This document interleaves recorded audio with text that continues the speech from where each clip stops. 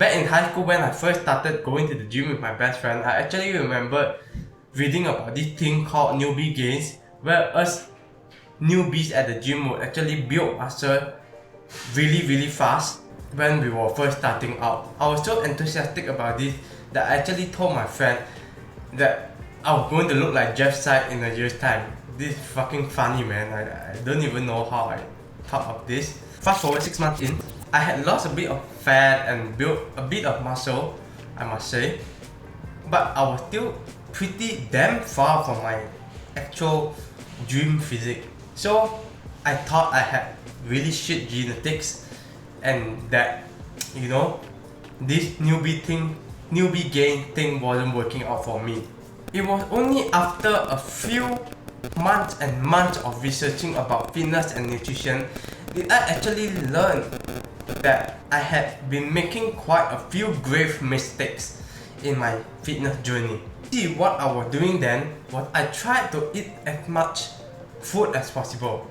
The problem with this was I didn't really care about the quality of food I was eating, and therefore I really wasn't gaining that much weight. In fact, my weight pretty much stayed the same throughout these few months. However, what I realized later was I actually underwent a body recomposition where I lost fat and built muscle at the same time. The problem was this really wasn't what I was aiming for. In fact, what I was aiming for was to at least maintain my fat level, or probably gaining just a little bit fat, but building and packing on as much muscle as possible during my first bulk at the time. And that's why I didn't do a dirty bulk, which required me eating 1000 calories surplus each day, which isn't really healthy for you anyway.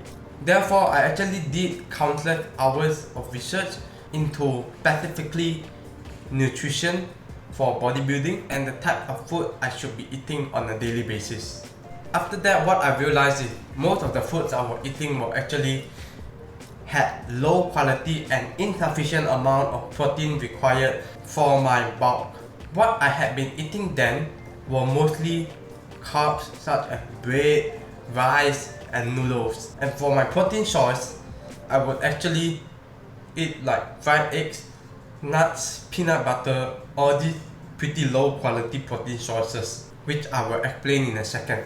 After implementing a few tweaks in my diet and training, which I will share with you later on in this video, I actually saw a large increase in my rate of muscle growth. Here's what I learned through my years of experience, and here's how you can avoid the mistakes I made so you can make the biggest amount of muscle gains in your first bulk. A bulk is a phase in bodybuilding where you eat more calories than you burn, essentially being in a caloric surplus. In order to know what your maintenance calories are, I'll make sure to leave a link for the fitness calculator in the description below. To that maintenance calorie number, make sure you add around another additional 100 and 150 calories for the day. Trust me, you don't want to go above this surplus, as it will only cause you to gain more fat, which you don't want, especially if you started off a bit chubby like I did. Now you may be asking how you will be able to calculate every single calorie that you eat in a single day.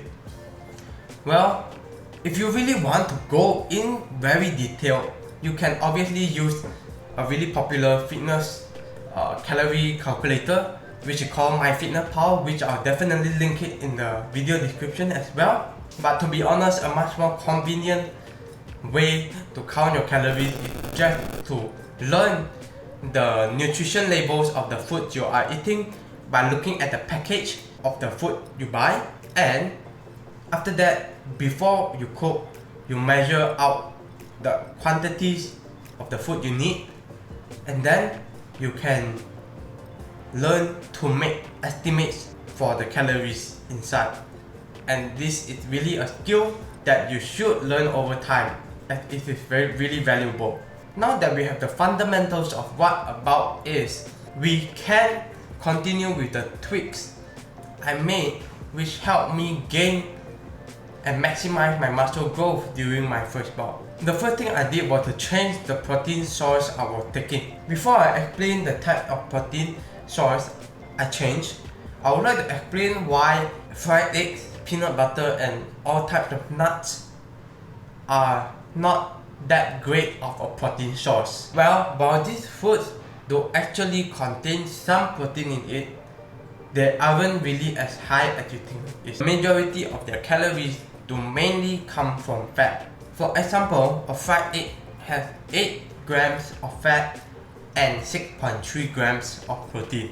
And 2 tablespoons of peanut butter has 16 grams of fat and 8 grams of protein. That came with a huge problem, as if I really wanted to hit my protein goal of 1 gram per pound of body weight, it would require me to overeat my calories for the day. Knowing this, I immediately switched my protein sources to other foods such as tofu, edamame, soy milk, tempeh, and egg whites. The reason I chose these foods is because they have a higher protein per calorie ratio. For example, for every 10 calories in this food, there is at least 1 gram of protein in it, compared to fried eggs, which only had 0.6 grams, and peanut butter, which only had 0.4 grams. The second thing I did was to actually reduce the amount of carbs I was eating for the day. I mean, can you imagine I actually ate a whole loaf of high protein bread in one single day itself? What I did was to minimize this and would eat the normal carbs which every normal human being eats, which is probably like a few slices of bread for breakfast, then a bowl of rice for lunch, and probably 1 serving of noodles for dinner. That would just be sufficient. Now that my nutrition was more dialed in with more protein, less carbs and less fats than before, now it was time to tweak my training routine. With my training, a huge mistake that I made was actually believing the more exercises I did in a workout, the more muscle I would build. Moreover, I was obsessed with training every single body part completely. Let's say for example, when it was my chest day, I would not only just train my middle chest, I would obsess almost autistically over my upper chest, my middle chest and my lower chest. So I would do at least like 2 or 3 exercises for each part of this chest. What happened was I would do 10 exercises in a single workout. Not only was this wasting my time, but it also impacted the rate of my muscle growth as I was simply overtraining. Another massive mistake I made was to actually rest too little between my sets. I don't know if you've seen this before, but all these Instagram fitness pages, they like to post that you rest between 60 to 90 seconds between each set. I blindly followed this advice, and what happened was, during the next set, my muscle was too tired and fatigued from the previous set, so I was unable to push more weight than before. So what I did was to just reduce the amount of exercises I did in a single workout. I limited my exercise to just 2 or maximum 3 per each body part. For example, during now my chest routine, I only do 3 exercises for my chest, and that would be enough. In order to do this properly, I picked the most effective exercises for maximum muscle growth, which you can refer in this video. I'll link above here. I also started increase and bump up my rest time to 3 or even 4 minutes for the heavy compound lifts such as the bench press, the deadlift, and so on. What I noticed immediately was the increased rate of muscle growth and strength gains as my muscles were no longer fatigued and overworked from the previous set or the exercises. Yeah, so that's some of the most valuable tips I learned when starting my fitness journey at the age of 15. And I hope you implement these tips so you can attain your maximum rate of muscle growth especially during your first bout, which is so crucial for you as a beginner. If you like the video, make sure to click the like button and smash the subscribe button if you watch more from a more self-development and fitness YouTuber. I'll see you in the next one. Bye.